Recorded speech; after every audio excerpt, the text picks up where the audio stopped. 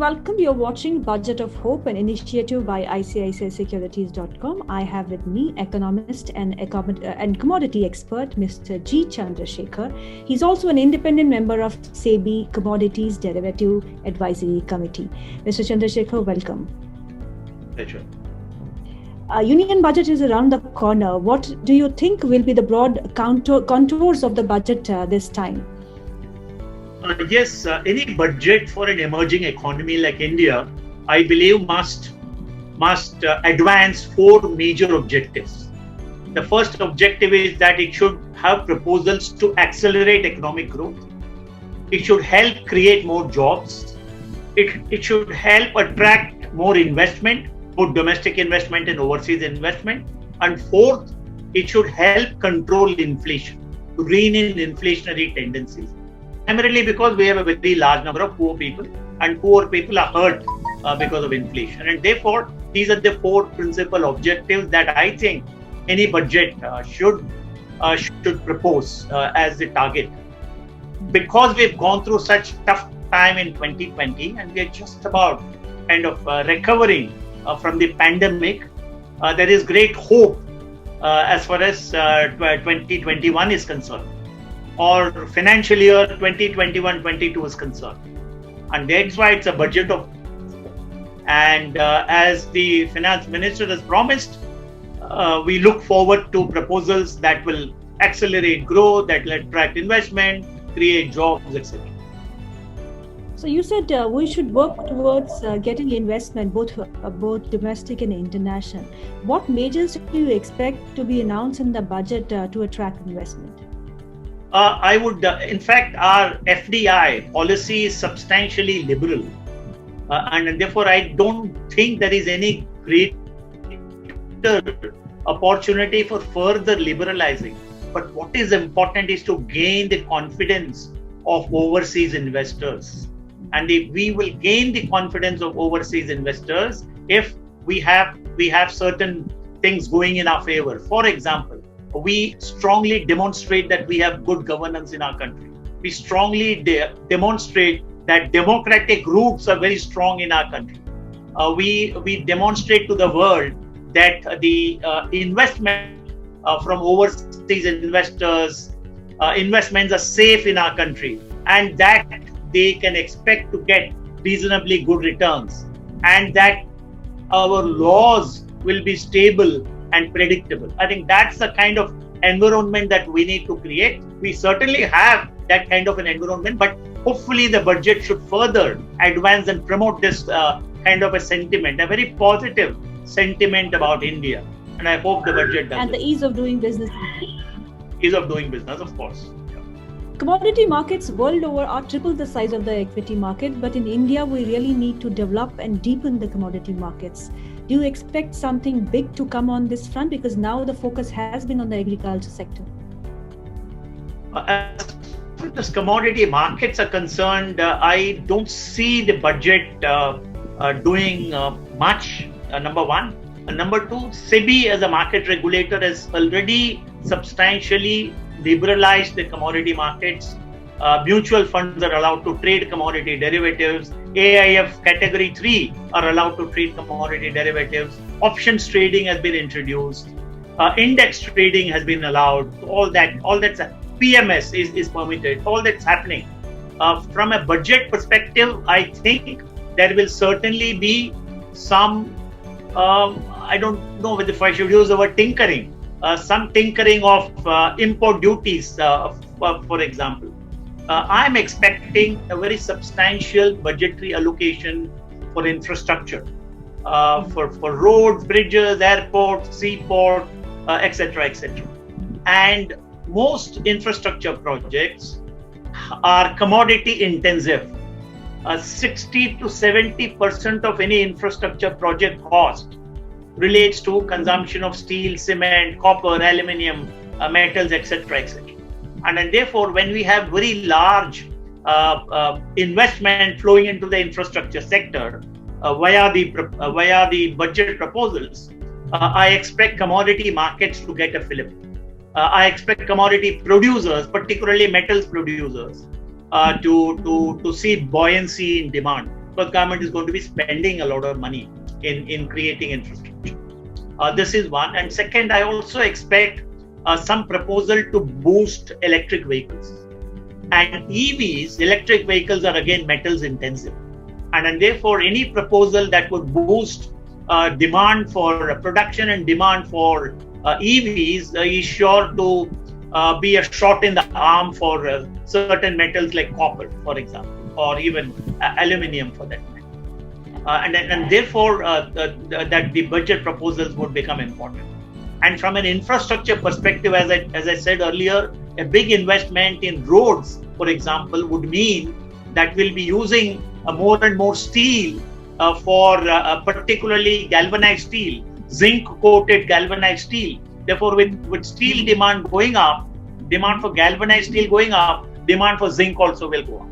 With demand for stainless steel going up, demand for nickel will go up. And therefore, these are related commodities. Therefore, I see a substantial boost. I'm hoping the budget will contain proposals that would lead to a substantial boost in consumption of metals.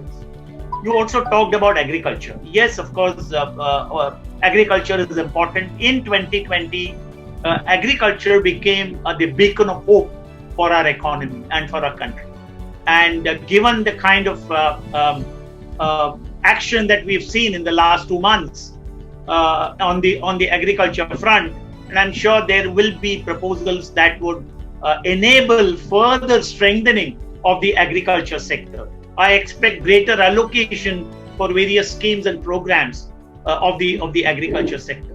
But even as we increase the budgetary outlay for various agriculture sector programs and schemes, I would actually demand, and I've written and spoken about this in the past, I would expect the government to come up with not only an outlay budget, but also an outcome report.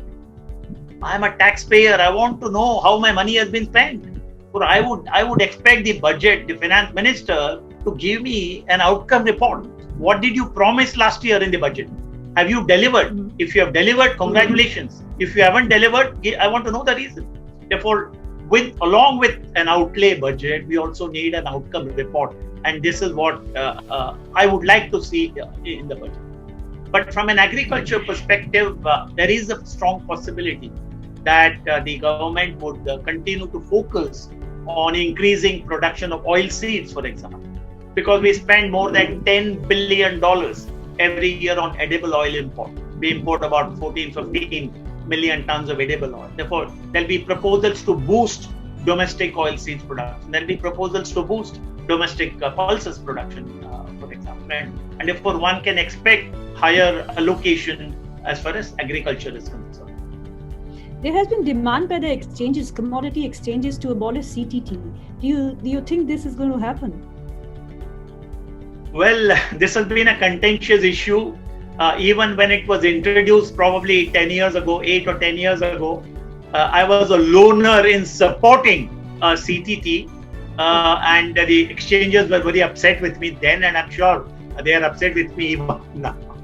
But I believe CTT is required. CTT creates an audit trail, and I think we need an audit trail. But what I would actually think is the revenue that is generated out of CTT should actually flow back into the system to strengthen the commodity markets, to particularly strengthen the spot markets.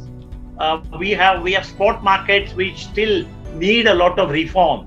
On a weak spot market, we have created a wonderful superstructure called commodity derivatives market. It's a great infrastructure, modern infrastructure, but the base is weak, and therefore we need to strengthen the cash market or the physical market or the spot market, as they are called. And therefore, that money coming out of CTT can be and should be flowed into reforming and strengthening the cash market. Is what I believe. I would want to expect that. But let me again just go back to the budget to talk about precious metals.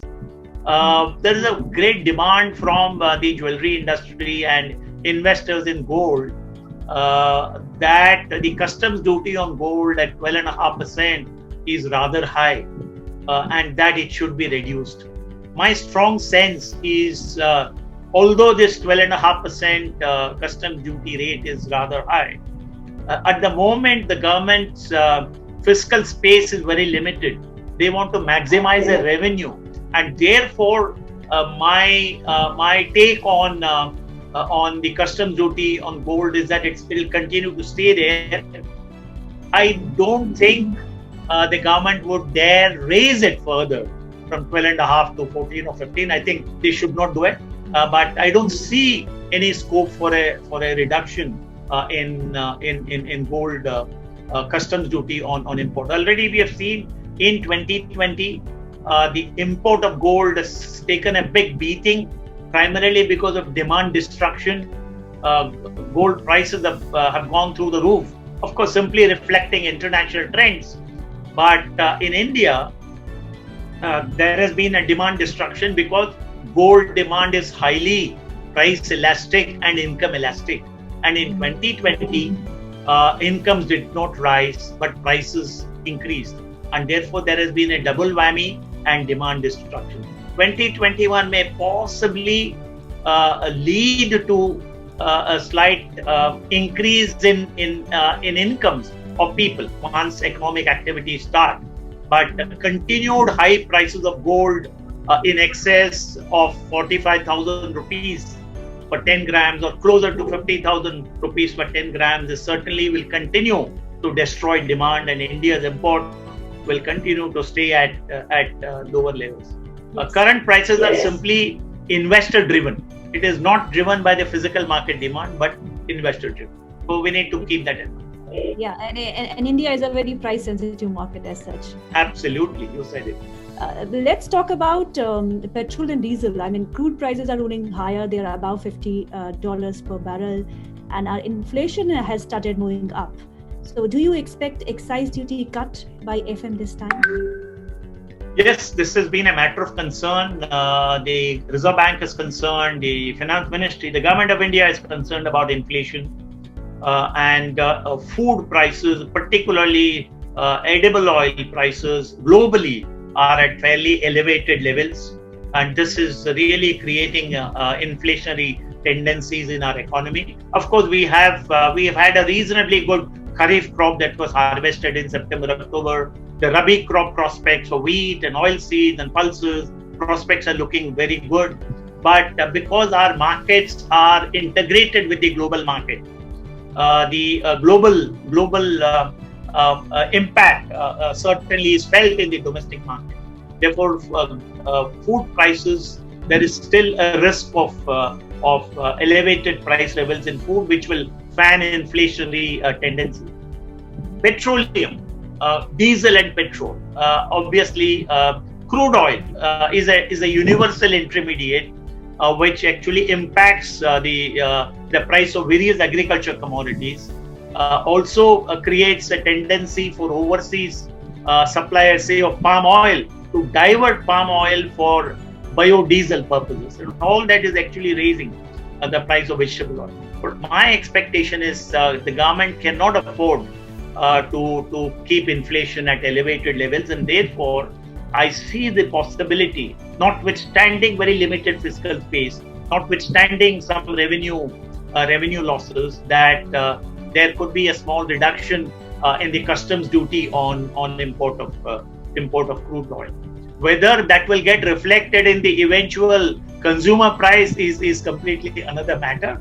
But there could be a tendency to cool inflationary tendency by moderating the tax rates on energy products. Yeah. Thank you, Mr. Chandrashekhar, for being with us. It was a pleasure speaking with you, sir.